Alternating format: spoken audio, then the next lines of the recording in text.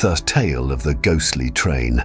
In the heart of the South African veld, where the moonlight casts long shadows across the barren land, an eerie tale has been told for generations. This is the story of the ghostly train, a legend whispered among miners and travelers alike, passed down by Afrikaner families who grew up hearing the distant rumble of tracks that were no longer there.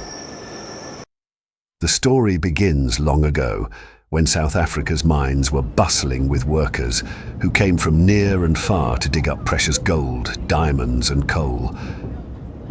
In those days, trains crisscrossed the land, ferrying miners to remote locations deep in the mountains and underground. One winter's night, many years ago, a train was making its last journey of the day, its windows aglow and its wheels clattering steadily along the tracks. Inside, miners sat shoulder to shoulder, weary and silent, hoping to reach home to see their loved ones. But as they rounded a bend near the cliffs of Vengeful, a terrible storm swept over them. Lightning flashed, and rain poured down in torrents, swelling the river that flowed near the tracks. "Help! Help! Help!" Then, disaster struck. The river's waters rose, flooding the tracks. Before the engineer could stop, the train skidded, crashing down the embankment and into the dark waters below. "Help! Help! Help!" The heavy carriages sank quickly, taking everyone with them into the silent depths. Not a soul survived that terrible night. From then on, villagers would say, if you listened closely on a stormy night, you could hear the ghostly echoes of that ill-fated train. Its whistle would cry out mournfully, and the rumble of its wheels could be heard rolling through the hills, growing louder as it neared. Remember me. Help me.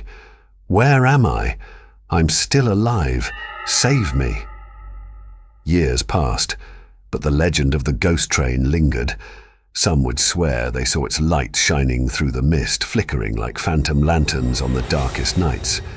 The people who lived near the train's last route spoke of seeing ghostly figures, miners with somber faces, staring out of the windows as the train sped by in utter silence. Save me. Take my hand. I'm still here. But in the morning, there were no tracks, no signs of any train, only an eerie stillness that hung over the land. One old man, who worked in the mines himself as a young boy, remembered a night when he too had seen the ghostly train. He'd been walking home late from a long day's work, the kind that left his back aching and his hands caked in dust. Just as he rounded a familiar corner, he heard it, a distant whistle, mournful and full of sorrow. The hairs on his neck stood on end as the train appeared out of nowhere, glowing faintly in the darkness, moving faster than any train he'd ever seen. "Can you see me, sir?" As it passed, he swore he saw the faces of the lost miners, each one looking right through him as if to say, "Remember us." The old man said he dropped his lantern, and when he bent to pick it up, the train had vanished. He was left standing there, alone in the night, with only the soft rustle of the veld grass and the howl of the wind. He knew then that the ghostly train had come to remind him, and all of them, that sacrifices had been made in those mines and that lives had been lost. The people of the land learned to treat the ghostly train with reverence. For the miners and townsfolk, it became a symbol, a reminder of the sacrifices and dangers of their trade.